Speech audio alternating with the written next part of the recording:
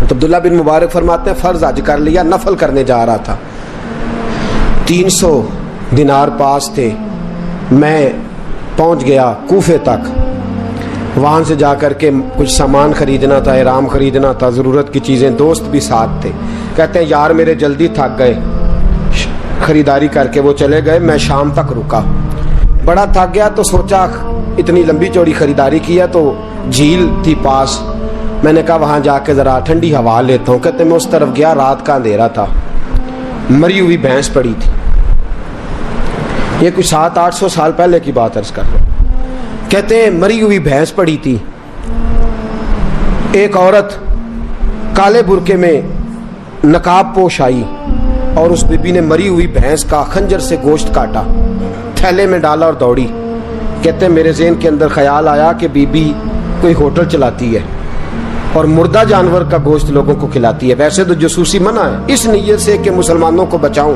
اس کے پیچھے ہو لیا۔ کہتے ہیں وہ گلیاں گزرتی گزرتی کوفے کی تنگ گلی میں گئی، ایک بڑا سا دروازہ لکڑی کا، بڑا پھاٹک جو پرانے شہروں میں ہوتے، کہتے اس بڑے پھاٹک پر اس نے زور زور سے دستک دی، دونوں ہاتھوں سے دروازہ کھلا، وہ عورت اندر داخل ہوئی تو 3-4 بچیاں جھٹ سے اس کے گرد کٹھی ہو گئیں، اماں کچھ لائی ہو؟ تو رونے لگی، کہنے لگی میں کچھ نہیں لا سکی، کہنے لگی یہ مردہ جانور کا گوشت ہے، اور حضور نے فرمایا جب مرنے لگو تو مردار کھا کے بھی جان بچا لو، اب میں دیکھتی ہوں تم سے کھڑا نہیں ہوا جاتا، نہ کھاؤ گی تو گر پڑو گی، یہ مردہ ہی ہے پکا لو۔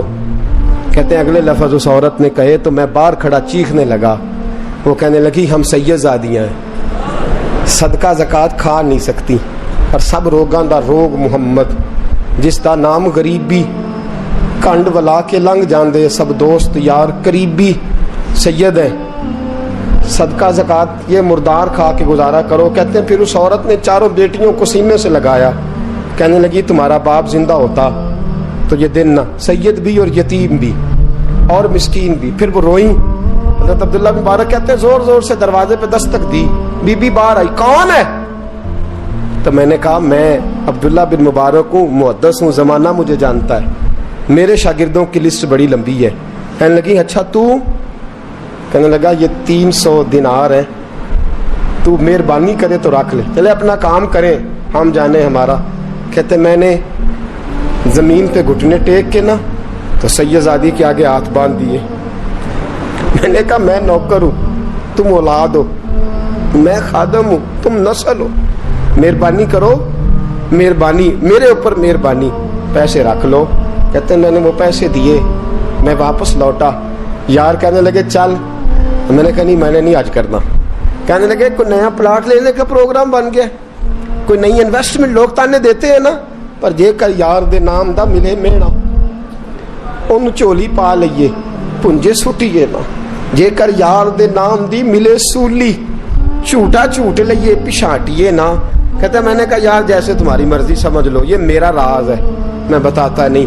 فرماتے ہیں لوگ حج کرنے چلے گئے، میں وطن آ گیا، 6 ماہ کے بعد قافلے لوٹے، جاگ کے سننا ذرا بات، میرے نبی نے فرمایا تو میرے امتی کی پریشانی دور کر، اللہ کامل حج کا ثواب دے گا۔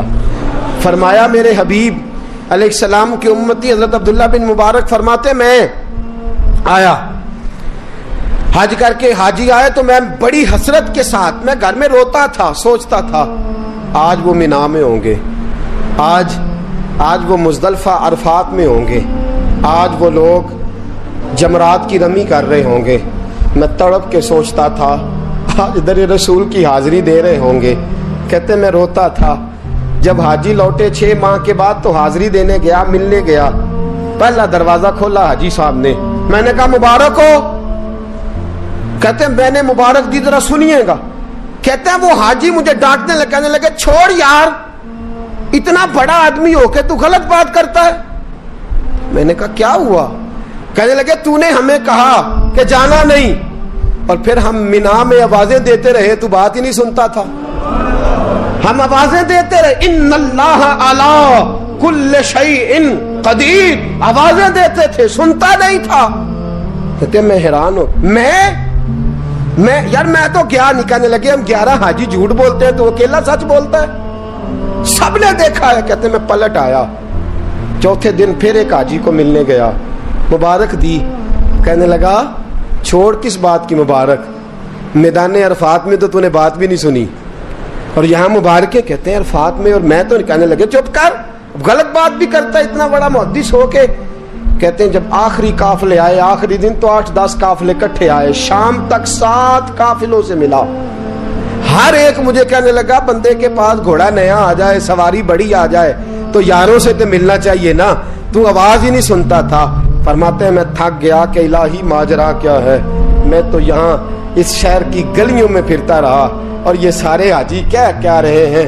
فرماتے ہیں رات کو حضرت ربیع بن اسلم, وہ بہت بڑے بزرگ محدث تھے, وہ بھی حج کرنے گئے, دروازے پہ دستک دی, باہر آئے تو جھگڑنے لگے. کہنے لگے تو نے مجھے کس مشکل میں ڈال دیا ہے. میں نے کہا حضور کیا ہوا, کس مشکل میں. میں تو مل کہنے لگے چھوڑ یار, عالم تھا تو میں تیری عزت کرتا تھا, تو نے یہ کیا کیا. میں نے کہا کیا ہوا. کہنے لگے یاد نہیں جب تو روضہ رسول کے سامنے ملا تھا, جب نبی پاک کے مواجہ کے سامنے تو پیسوں والی تھیلی مجھے پکڑا گیا, پکڑ اپنے پیسے. میں تو سنبھالتے سنبھالتے تھک گیا ہوں. کہتے ہیں یوں سینے سے پیسے لگائے, گھر آیا, عشاء پڑی تو سو گیا. میں نے کہا یا اللہ عقدہ کھول دے. رات گہری ہوئی, میرے گھر کی دیواریں چمکنے لگیں, نور پھیلنے لگا, خوشبو ہی خوشبو پورے شہر کو معطر کرنے لگی. کہتے ہیں میں نے آنکھ جھپکی تو سامنے اللہ کے رسول تشریف فرما, سامنے محبوب تشریف فرما ہے. خواب میری وچ آیا ماہی, میں اودے گل وچ پا لئیاں باواں, پھر ڈر دی ماری اکھ بھی نہ کھولاں, کتے پھر وچھڑ نہ جاواں. فرماتے میں محبوب پاک کی زیارت کی تو نبی پاک علیہ السلام کا دیدار کر کے پھوٹ پھوٹ کے رویا. اب میرا دل تھا حضور بولے, کوئی بات کریں. محبوب بولے, لب کھولے. فرمایا کیا. حضور نے فرمایا میں تجھے کتنے اور گواہ بھیجوں کہ تیرا حج ہو گیا ہے. میں کتنے گواہ بھیجوں کہ حج تیرا بے پرواہی ویکھ سجن دی, جتھے کسے دی پیش نہ جاوے انہیں تاجاں والے در در رولے, منگتے ہیں تخت بٹھاوے, آزم کسے نو کارا مل دئی, کسے نو کارا, کسے نو کارا مل دئی, کوئی کعبے ہو خالی آوے. فرمایا کتنے گواہ بھیجوں کہ حج ہو گیا. میرے حبیب نے فرمایا اٹھ کے تھیلی کھول کے گیل لے, تو نے 300 دینار دیے تھے, میں نے 600 کر کے واپس کیے. فرمایا کن. حضرت عبداللہ بن مبارک نے 60 حج فرمائے. اس کے بعد کتنے حج کیے, ایک فرض کیا ہوا تھا 61 ہو گئے. فرماتے ہیں میں بار بار گیا اور جب بلایا سرکار نے خود ہی انتظام ہو گئے. فرماتے ہیں بار بار میرے حبیب نے فرمایا تو آ چاہے نہ آ, رب نے تیرے نام کا فرشتہ بنا دیا ہے جو قیامت تک تیری طرف سے حج کرتا رہے گا. قیامت تک تیری طرف سے منا, مزدلفہ, عرفات, جبل رحمت پہ آتا رہے گا, میری بارگاہ میں درود پڑھتا رہے گا, حج فرشتہ کرے گا, ثواب اللہ تیرے نام اعمال میں لکھے گا. میرے دوستو, میرے نبی نے فرمایا میرے امتی کی ایک پریشانی دور کر, اللہ قبول حج کا ثواب عطا فرمائے گا. غریبوں کا حج ہے کہ نہیں, بولے اشراق چاشت پڑھ, حج ہے. 2 لوگوں کی صلح کرا, حج ہے. علماء کی نوکری کر, ایک ایک دفعہ 70 حج تجھے ملیں گے.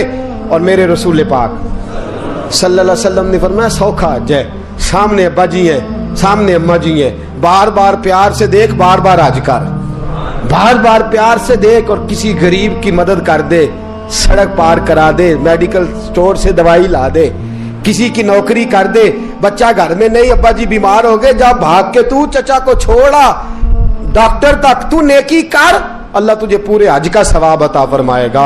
حج بڑے ہیں, کرنے کی تیاری کرو. حج کا بڑا موقع ہمیں میسر آتا ہے, بس پروگرام بناؤ. صحیح مسلم کی حدیث, کتاب کا نام کیا ہے, اور بڑی مضبوط حدیث. میرے نبی پاک صلی اللہ علیہ وسلم فرماتے ہیں کچھ لوگوں کو اللہ قیامت میں کھڑا کرے گا, اور کھڑا کر کے فرمائے گا چلو جنت میں جاؤ. عرض کریں گے مولا ہم تو پاپی گناہگار, پتہ سارا سردار نو کیتیاں دا, ہم تو بڑے گناہگار, کس وجہ سے جنت. فرمایا تمہارے حج کی برکت سے, تم نے حج کیا تھا نا, اس برکت سے جنت. تو بندے عرض کریں گے مولا ہم تو ماڑے تھے, غریب تھے, گئے ہی نہیں, حج کیا ہی نہیں, تو حج کی وجہ سے معاف کر رہا ہے. تو رب کریم فرمائے گا جب حاجی جاتے تھے دل تڑپتا تھا نا, جب حاجی جاتے تھے آنکھیں برستی تھی, جب حاجیوں کے قافلے نکلتے تھے उस वक्त तुम्हारे दिल में ख्वाहिश पैदा होती थी, फरमाया तुम तड़पा करते थे, मैंने तड़प पर ही तुम्हें हज का सवाब दिया, और खाली सवाब नहीं दिया, उस हज की बरकत से आज जन्नत भी अता फरमा रहा हूं। मेरे दोस्त प्रोग्राम बना, तड़प पैदा कर, नीयत पैदा कर, ये ना कहा कर कि हज तो सिर्फ अमीरों का है, गरीब कैसे करे, हज बड़े हैं, करने की तैयारी कर, तू प्रोग्राम बना, मेरा रब तुझे गांव गांव पे, नगर नगर पे, गली गली हज का सवाब देगा। हमेशा मिदहते खैरुल अनाम में